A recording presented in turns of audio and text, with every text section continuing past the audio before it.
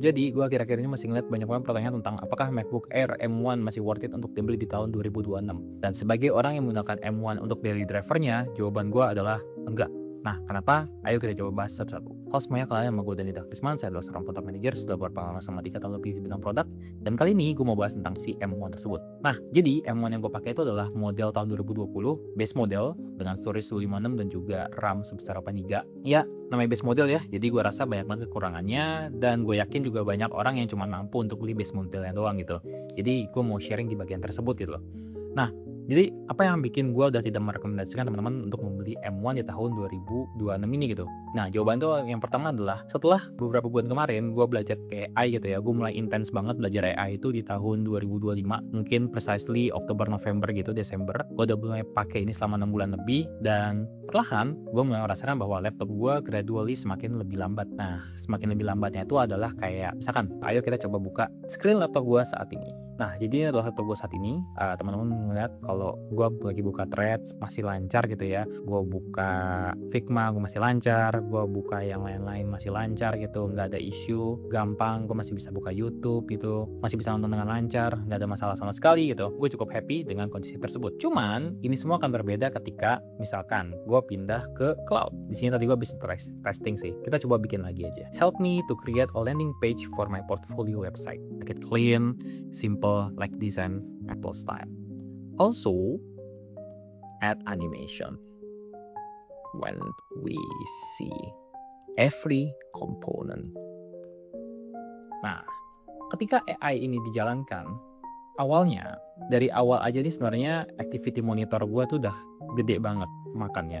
Jadi physical memory gue 8 GB, udah kepake 7 GB, cuma sisa 1 GB. Swap memory gue pun kepake hampir 11 GB. Jadi kalau misalnya teman-teman belum tahu, swap memory itu adalah memori yang dipakai dari SSD kita. Cuman ketika cloud udah jalan nih, di sini udah mulai kelihatan kayak patah-patah gitu. Terus kalau gue nge-scroll Figma, ini udah patah-patah banget, kayak mulai banget patah-patah gitu. Dan gue ngerasa kayak ya seharusnya sih udah nggak patah-patah ini gitu. Nah, itu sih yang buat gue rasa jadi nge-lag banget nih kalau buka cloud lagi nge-vibe code sambil pakai MacBook Air M1. Sebenarnya semuanya nggak beda jauh, kayak masih lancar lah gitu ya. Cuman karena ini udah pakai yang M1, jadi mungkin agak lebih lambat. Pertanyaannya kenapa gitu ya? Di 6 bulan lalu gue ngeliat nggak ada masalah kayak gini gitu. Gue nggak pernah mengalami masalah laptop gue semakin lebih lambat gitu. Tapi gue ngerasa gitu ya, memang selama 6 bulan terakhir ini pun juga perkembangan AI itu cepet banget. Yang awalnya dari Opus 4.6 itu udah sepowerful ini, terus tiba-tiba muncul lagi Opus 4.7 yang lebih powerful lagi modelnya. Gue juga yakin bahwa semakin berkembangnya sebuah model, semakin berkembangnya sebuah aplikasi, semakin berkembangnya sebuah fitur gitu ya, udah pasti resource dan juga komputasi yang dipakai pun akan semakin lebih kompleks. Meaning untuk MacBook Air M1 apakah ini masih worth untuk dipakai? Gua nggak tahu. Cuman yang jelas penggunaannya akan lebih berat lagi gitu ke depan-depannya. Nah, kemudian salah satu yang gue perhatikan di sini adalah dukungan Apple yang udah ada di ujung tanduk. Kalau misalnya kita pindah ke macOS Tahoe gitu ya. Di sini udah kelihatan bahwa macOS Tahoe itu mendukung sampai ke MacBook Air dengan Apple Silicon di tahun 2020. Nah, tahun 2020 ini adalah tahunnya si MacBook Air M1 ini keluar. Nah, pertanyaannya adalah apakah bisa mendapatkan dukungan hingga 2-3 tahun ke depan?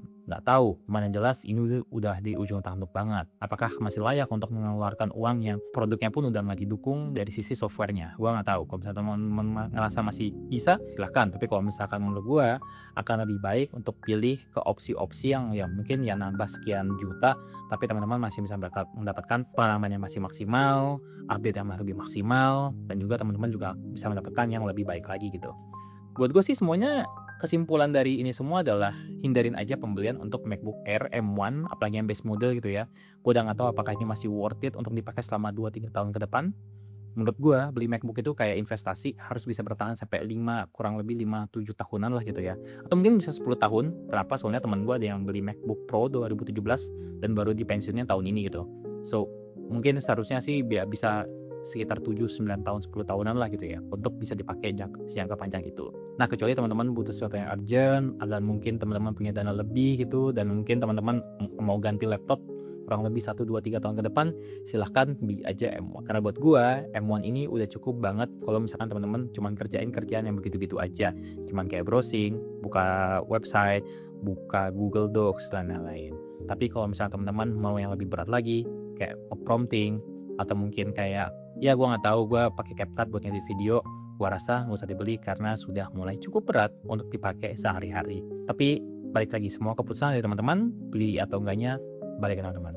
Dan sampai begitu aja pengalaman gue menggunakan MacBook M1 di 2026. Bye bye.